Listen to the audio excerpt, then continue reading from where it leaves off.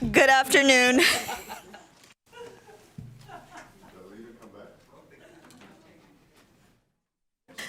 Good afternoon and welcome to the Assembly Committee on Commerce and Labor. Will the Secretary please take roll? Assemblywoman Bacchus. Assemblyman Carter. Present. Assemblywoman Duran. Here. Assemblywoman Hardy. Here. Assemblywoman Howdigi. Assemblywoman Kasama. Here. Assemblywoman Monroe Moreno. Here. Assemblyman O'Neill. Here. Assemblywoman Torres. Here. Assemblyman Yeager. Here. Assemblyman Urick. Here. Chair Marzola. I am here. Thank you. Welcome everyone that is here in Carson City, everyone in Las Vegas, and everyone listening over the phone lines. Before we get started, I would just like to go over a couple housekeeping rules. Please silence all your electronic devices. If you wish to testify, please sign in at the table by the door. For those joining online, please be sure to mute your microphone when you're not speaking to minimize any background noise. When testifying, please turn on your microphone, state and spell your name for the record and any affiliation, if any. We expect respect and courtesy in our interactions during the meeting, even if we may not agree with the other person's position. Committee members will be using their laptops for exhibits and to read the bill itself. Please do not take that as any sign of disrespect or inattention. I will now open the hearing on Assembly Bill 120, which revises certain provisions governing voluntary health care services. It is being presented by Assemblyman Hafen, and you can start when you're ready. Thank you, Madam Chair. Thank you, committee, for having me and rescheduling me for Friday. I'm sure you all want to get out of here soon, so we'll try to expedite the process here. Gregory Hafen, representing Assembly District 36. As you have in front of you, Assembly Bill 120. Under existing law, under NRS 629.450, there's currently a prohibition for healthcare providers who have not actively practiced their profession continuously for the immediately preceding 3 years from providing voluntary health care services in association with sponsoring organizations such as the Remote Area Medical Program. This statute prohibits the volunteers specifically that are recent graduates from medical schools from continuing to volunteer their services in the rural parts of this state. I'd like to give a little bit of background information and an example of how this has been impacting our communities. In rural Nevada, there was a UNLV dental provider who volunteered for RAM as a dental student, came back to try to volunteer for the RAM program upon graduation. However, under this statute, he no longer qualified to provide volunteer services to our community. As I noted, residents throughout Nevada, especially in the rural areas, benefit from these free pop-up medical clinics. In Pahrump, citizens have come to these pop-up clinics sponsored by RAM to receive dental work. One in particular that I want to touch on, and I'm not going to use her name, but we had a lady who had kidney failure and was in need of a kidney transplant. However, prior to being eligible for surgery, she had to have multiple teeth extracted before they could provide the transplant surgery. And though the transplant surgery was covered under her medical, dental was not, and she couldn't afford to have her teeth pulled. And so she went to the RAM organization, and most of these individuals, they camp out the night before. They show up 14 hours beforehand. They sleep there so they can get this much needed service. She was able to go on and have the kidney surgery that she needed after getting the free dental services of having her teeth extracted. And then, Madam Chair, I'll dive into section by section a little bit here. subsection 2C of section 1 of this bill removes the restriction that a provider of health care who has not actively practiced his or her profession continuously for the immediately 3 years from providing voluntary health care. By removing this restriction, it ultimately allows qualified healthcare providers to volunteer their services in association with sponsoring organizations. These are critical to have volunteers. I want to just vary a little bit from my prepared remarks and just give a little bit more personal story. Some of you know my brother is a doctor in Las Vegas. He went to medical school, college, residency, fellowship, everything said and done, 12 years of medical training. Comes back to Las Vegas and sorry, Madam Chair. At the time, he was working at UMC when October 1 occurred, and he was immediately called in and saw the worst of the worst patients in the critical care. And so for him, he was looking for a way to volunteer after that experience because he, like many of us, were touched and saw the importance of giving back to our community. Under current law, he would not be allowed to volunteer his services 3 years after graduating from school, but could treat patients during the October 1 event. So for me, this is personal. I really would love to see this prohibition allow our medical providers to be able to volunteer their time, the ones that are eligible to work in this community and work in this state. Today, I mentioned the RAM program, such a wonderful group. They're in Tonopah today, giving free medical, dental, and vision services. I have with me via, I believe, Zoom, possibly. They may only be able to be on the phone, depending on the internet connection in Tonopah today. Ryan Muccio, who is the president-elect of the Nye Community Coalition, and Stacy Smith, the CEO of the Nye Community Coalition in Pahrump. They're here to provide a little additional information and answer any questions that the committee may have.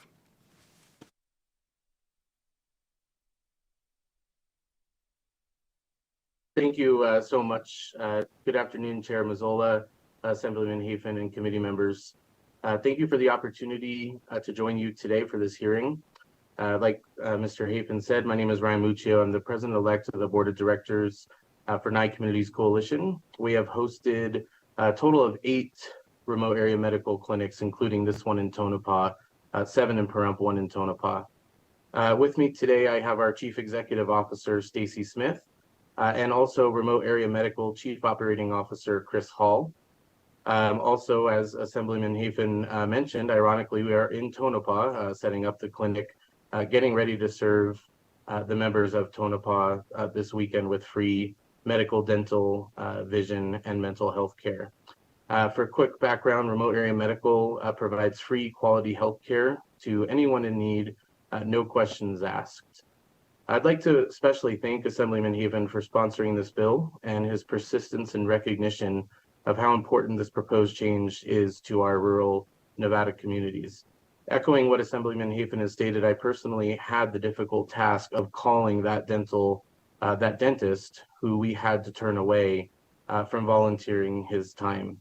To turn away a fully licensed dentist who could have filled a critical need in our community was a very hard call to make. It left the dentist feeling discouraged and upset, frequently at our broken system, and he just could not understand why, as a fully licensed dentist who can charge people for care, he couldn't volunteer his time. So I truly hope that the members of this committee can recognize the need for this change to open up the access to quality healthcare in our state. I'm going to let Stacy, again, our CEO, present some information on why volunteer medical clinics like Remote Area Medical are so critical and important to our rural communities. So, Stacy. Thank you so much, Ryan. Thank you, Chair and Assemblyman Hafen and the rest of the committee members. I really appreciate having this opportunity. It is Stacy Smith, S-T-A-C-Y-S-H-S-M-I-T-H. We have done 7 of these events. We're working on our 8th one today, and we plan on offering another RAM in Pahrump come October. Like much of Nevada, the rural communities that we serve is medically underserved. If you look at the federal health designation, you'll find that Nye County specifically and several other rural counties meets that qualification of medically underserved for both our primary care, our medical services, our psychiatric services, and of course our dental services. I think probably all of us see this, and even though that designation rests with a lot of the rules that I interact with, I know that that's true for much of Clark County also. We're seeing this in our primary care services in Nye County. Even if someone has insurance, they're not able to always access care because of the lack of medical providers. I've had multiple people over the years that we've provided this remote area medical event tell me that this was their one medical appointment for the year. That's what they do. They use it. Certainly, this is nothing that we want to be happening, but I am glad and very thankful to be able to even offer it to them. So many of the people that have attended the remote area medical in Pahrump have talked about that the services that they've received have been high quality, that they feel like that they're getting treated well, and they've been able to go ahead and have follow-up. One of the things that we're very invested in is making sure that if there are any needs post this event, we work closely with RAM, we work closely with our providers that come that are local, and we make sure that we have follow-up care for the people that are coming so that it's not just a one and done. The change in this would really allow us to provide even more services, which is key to our communities that we serve. So I really appreciate your consideration of this. I'm going to turn it over to Chris Hall, the COO of Remote Area Medical. Hello, Chris Hall, CHRISHALL. I'm Chief Operations Officer at Remote Area Medical, or RAM. And RAM being a national organization based out of Tennessee, we're very honored to come into the state of Nevada to be able to provide the services. As Ryan said, we've provided services in Pahrump for 7 years, working on our 8th year this year. In Tonopah, this is our first time. And the way that we're able to do this is using a network of providers. And in Nevada, it's the majority of the providers in your state. You have wonderful programs in professional schools in Nevada or in Las Vegas, in Reno. And when those students participated with their schools, they're able to provide the services. Once they graduate, that 3-year wait period gives them time to practice in their practices, but not do that from a volunteer side. And that is the prime time for those students to really get involved into delivering care that costs the patients nothing, that a provider provides their time to do. So having a change in this law, allowing those recent graduates that are currently licensed professionals inside the state to provide care, kind of enthusiasms those students that just became professionals. It gets them involved in rural communities, and it brings access to care to places that would not have it. Being here in Tonopah this weekend with the providers that we have, there's only so many patients we can see based on the number of providers we have.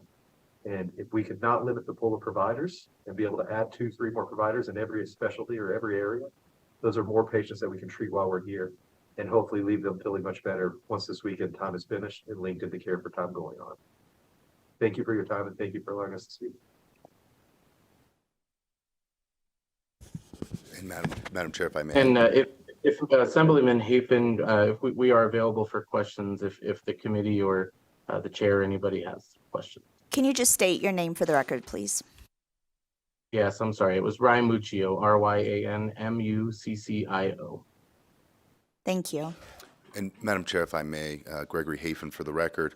I want to thank Chris Hall today. He's taking time while setting up for the RAM event in Tonopah to be with us remotely. And I just have to say thank you. And Madam Chair, we're here for any questions that you or the committee may have. Thank you. Thank you for your presentation. I have a couple questions, but I'll go to committee members first. Vice Chair. Thank you, Chair, and thank you for bringing this bill forward. Again, Assemblymember Hafen. I remember this bill very clearly. It was Assembly Bill 81 of the 2021 session, and as I read it, it's the exact same bill. And my same concerns I had in 2021 are the same concerns I still have now. And so I just want to make sure I'm sharing those with you again, just so that we have a record. But by removing the language, then we're not just addressing the recent graduate language, we're also still have that same issue that we presented to you last session, that by removing that requirement that someone have practiced, be an active participant in the field in the last 3 years, then we're still have that possibility of someone who hasn't practiced in 5 to 7 years, even though they have a license in good standing. There's new technology that comes out, there's new advancements, right? So what is protecting that consumer? And I do want to bring access to people in Nevada, right? I want to bring healthcare access, but I also want to make sure that we're protecting them as well.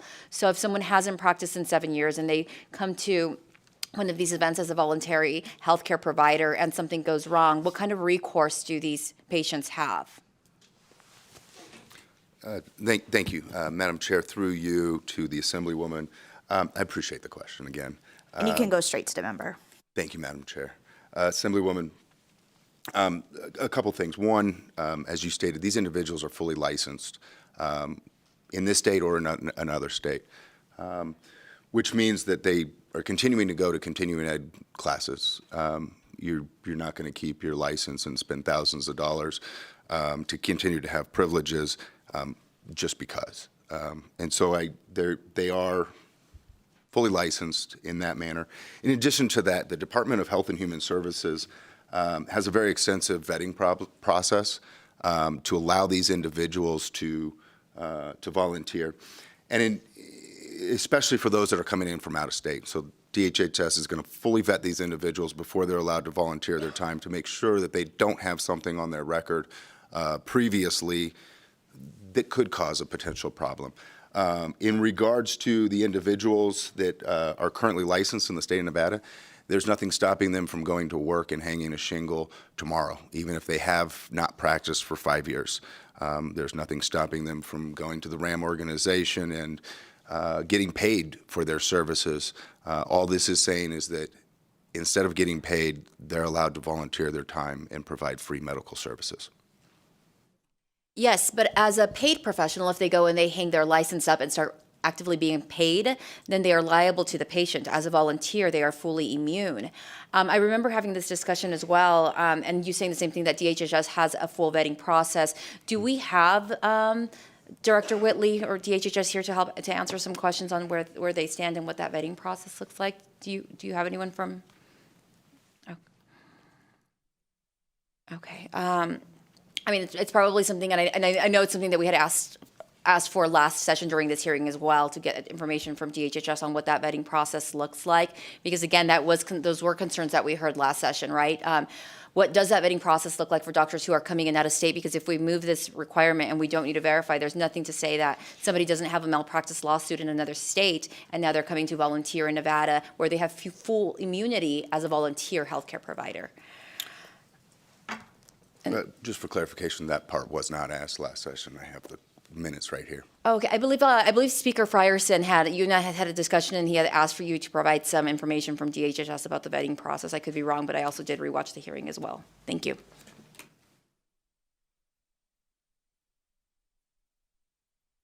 Assemblywoman Shea Backus. Thank you so much, Chair. I'm glad you explained the recent graduate, and I didn't know if, like, looking at this bill, AB 120, if what the intent was is easier to just do an exception for students. When I got this bill and I was looking at it, I kind of was thinking, like my colleague, of the slippery slope of a provider who may not be someone who's like someone older returning to provide this and not be capable of providing adequate care. And so I went down the slippery slope of looking at the legislative history of the enactment, but then you threw me off with your brother's example, and I thought your brother's an active licensed ICU doctor, and so I didn't know how that fit in and how you were trying to utilize that to exempt the full Section C as opposed to just doing a carve out for recent graduates. Can you explain that? Yes, thank you. And at the time of October 1, he was within that 3-year period and was not allowed to volunteer his time. I apologize for not clarifying that sooner, but was allowed to be in the ICU treating patients and being compensated for that time. And what was the second part of your question? I apologize. I didn't write it down. Thank you, Chair. Can I clarify? So it was just the quick question. Thank you for clarifying for your brother, because I was really confused by that. But it was just with respect to subsection C, instead of striking the whole provision to protect against what my colleague was indicating, would be to just simply do an exception for those that recently graduate and who have not been able to actively practice for 3 years. And thank you for that. And I am open to the amendment, and we can talk about that offline if you would like to.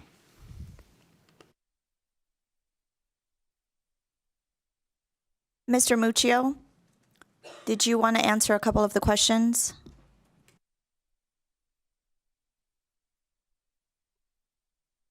Yes, thank you, Madam Chair. I'd like to address the committee members' concerns regarding patient recourse.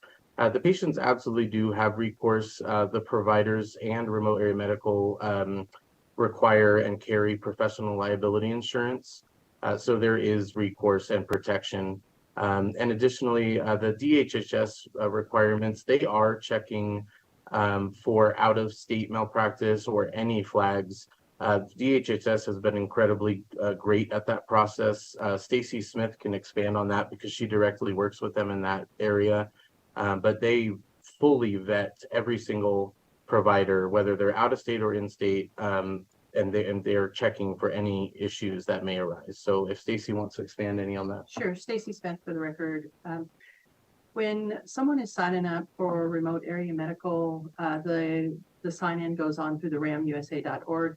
It goes to RAM initially, and they do their screenings, and they pull license number, and they do their own checks of that person.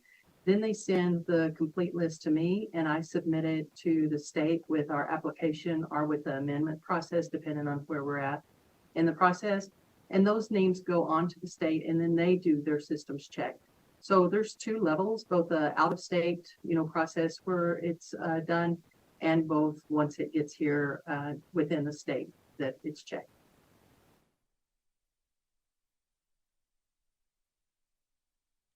Speaker. Thank you, Madam Chair. Thank you, Assemblyman Hafen.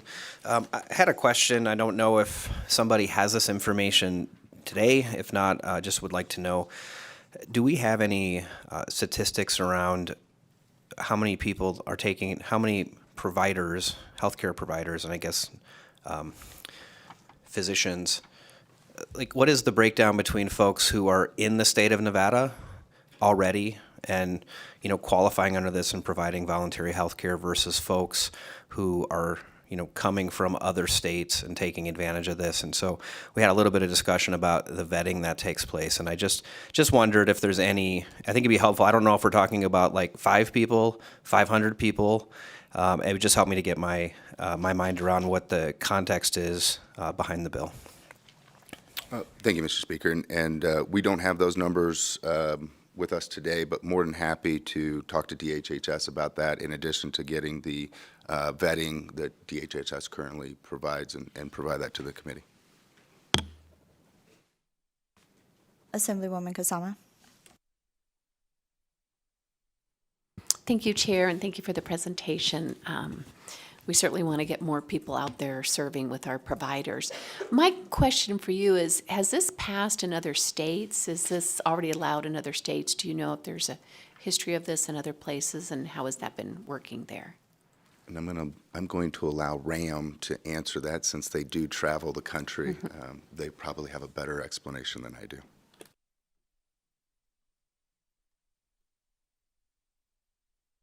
Madam Chair, thank you for the opportunity again to answer this question. So we practice this year alone, we're going to be in 17 different states operating clinics around the country. I don't mean to interrupt you, but can you state your name for the record, please? Oh, yes, sorry. Chris Hall with Remote Area Medical. So as we're operating in these states, the only state that requires a 3-year practicing rule is the state of Nevada. So if you're looking at clinics like the same weekend that we're here in Tonopah, we're doing an event in Tennessee. We have providers coming from probably around 15 different states to come in and provide services for that event. And there is no restriction on the 3 years. So we're able to recruit students that had been volunteering in previous years that are now fully licensed are able to practice in their first 3 years, no matter where they're at in the United States, as long as their license is in good standing and there's no pending action against their license. That is also addressing some of the vetting questions that were coming. RAM goes through a full vet process of every professional that registers to volunteer, and then works with each community partner and state to ensure that those licenses are vetted before a patient or a provider can provide services inside the state. Thank you. Does anyone have any additional questions? Well, everyone asked my questions. It was about the vetting process, and so I appreciate that, and also the recourse that any of the patients would have as well. Are you able to submit specific language of how one RAM vets these medical providers as they're coming in? Thank you, Madam Chair. I believe Chris Hall could probably address that for us. Perfect. Yes, Chris Hall for the record. Absolutely, we could submit the whole process. I do not have that here with me while I'm in Tonopah. I've returned back to Tennessee on, I'll be back in my office on Monday. I can have that submitted as soon as Monday. Great, thank you. Does anyone have additional questions?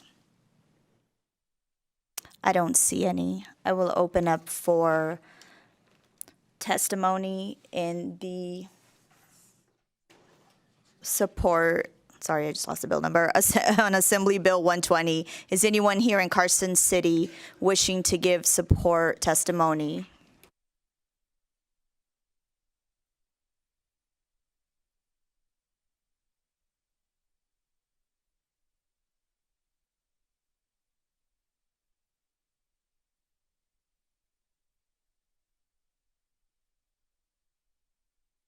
You can begin when you're ready. Thank you, Madam Chair. For the record, Susan Fisher with McDonald Carano, representing Nevada Orthopedic Society, and I just want to say we support this bill. Thank you. We thank Assemblyman Hafen for bringing it forward. Thank you, Chairwoman Marzola and committee members. My name is Wiz Rouzard, W-I-Z-R-O-U-Z-A-R-D, Deputy State Director with Americans for Prosperity. On behalf of more than 100,000 Americans for Prosperity activists across the country, I urge you to support AB 120, which would remove restrictions currently prohibiting a provider of health care who has not actively practiced continuously for the immediately preceding 3 years to actually be able to provide voluntary health care services in the state in association with sponsoring organizations. As one of the largest grassroots organizations in the state and over our country, we work to advocate policies that empower every person to earn success, contribute to his or her community, and live a productive, meaningful life. The lessons of the pandemic showed us that although we may have one of the best healthcare systems in the world, barriers highlighted by this bill show that our state currently has them in place and stifle healthcare providers from being able to be of service and of innovation. To support AB 120 is to support a policy that we believe empowers our healthcare system to deliver better care to Nevadans, allowing providers of healthcare the freedom to compete and offer the best healthcare products and services at the best prices or charitable vehicles that help the patients meet their need. I will also add that as a UNLV grad, when I was playing football, there was a lot of football athletes that were on tight funds that actually went down to volunteer facilities for dental work and healthcare services. When I was a small business owner across UNLV, I had a homeless person who had an abscess, and I actually drove him over to the volunteer facility off of Martin Luther King in Las Vegas, and we waited for an hour and a half because there was not a lot of people there providing those service. I believe AB 120 would allow more bodies, more charitable hearts in our community to serve our community, and I greatly appreciate your support. Thank you. Thank you for your support. I just want to remind everyone that testimony is 2 minutes. Go ahead. Good afternoon, Chair Marzola and members of the committee. For the record, my name is Trevor Parrish, that's Trevorparrish, and I'm the Manager of Government Affairs at the Vegas Chamber. The Chamber is in support of AB 120, as we believe this bill will be another important tool to help address our doctor shortage in Nevada. This bill will help assist in providing services to medically underrepresented communities. Thank you, Madam Chair and members of the committee. Thank you. I'm Dr. Jerry Matsumura, past president of Nevada State Society of Anesthesiologists and representing Nevada State Society of Anesthesiologists. Our organization's a big advocate for patient safety, and our review of this bill looks at the elimination of that provision C is there's enough safety built into A and B to not put patients at risk for this. And so our state society is in favor of AB 120. Thank you very much. Thank you. You can go ahead. Good afternoon, Chair Marzola and committee members. My name is Donna Laffey, D-O-N-N-A-L-A-F-F-E-Y. I'm here with Ferrari Reader Public Affairs, representing Dignity Health St. Rose Dominican. I'll keep it short and sweet with a simple me too, and note that we have submitted a letter of support that should be on Nellis now. Thank you. Thank you. I appreciate that. Anyone else in Carson City wishing to give support testimony? I don't see anyone. Anyone in Las Vegas wishing to provide support testimony?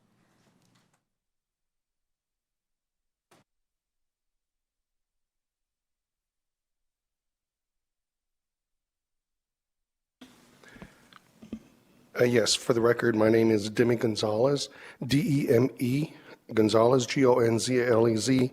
I'm the Executive Director of the Adoptive Ed Dental Program.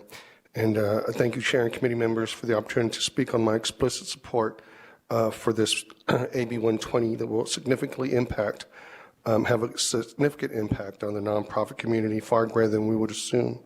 As the director of an organization that depends on pro bono dentists to provide pro bono dental care to thousands of veterans, we would not come close to our yearly goals if it wasn't for those that continue to give their support for these type of programs. I can tell you that it's life-changing, and just the ability, most of our dentists that aren't active are retired.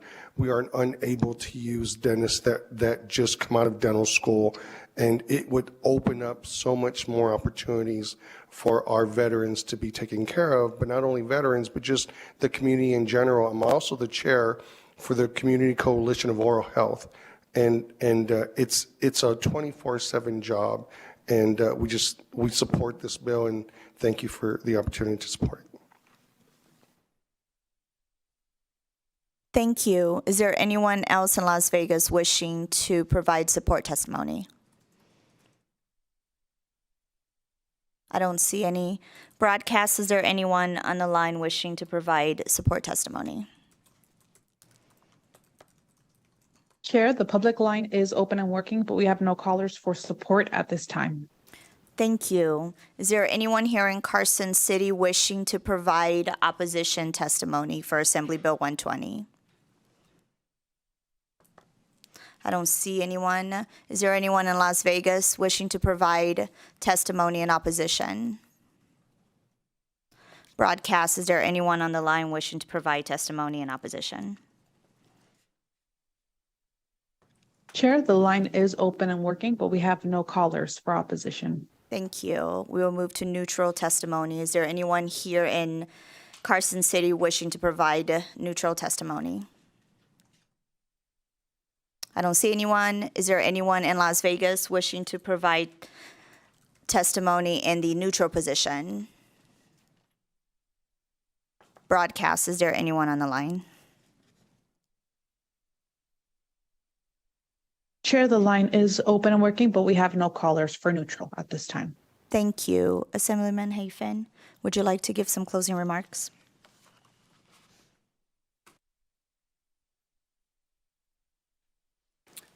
Thank you, Madam Chair, and thank you, committee members. First of all, in addition to thanking you, I want to thank those that testified and some of the personal stories that were provided. There were some that I wasn't aware, but were very touching to hear all the benefits that are being provided through all of our various nonprofit organizations that provide these services specifically to our veteran population. So I want to take a moment to thank them for their testimony. In addition to that, I will provide, as I stated earlier, the vetting process through DHHS, the number of providers in Nevada versus out of state, and I will get with the Assemblywoman on a possible amendment And I just thank you all for your time on this Friday, knowing it's the only one you had to hear. I appreciate y'all showing up for me. Thank you, and thank you for your presentation today.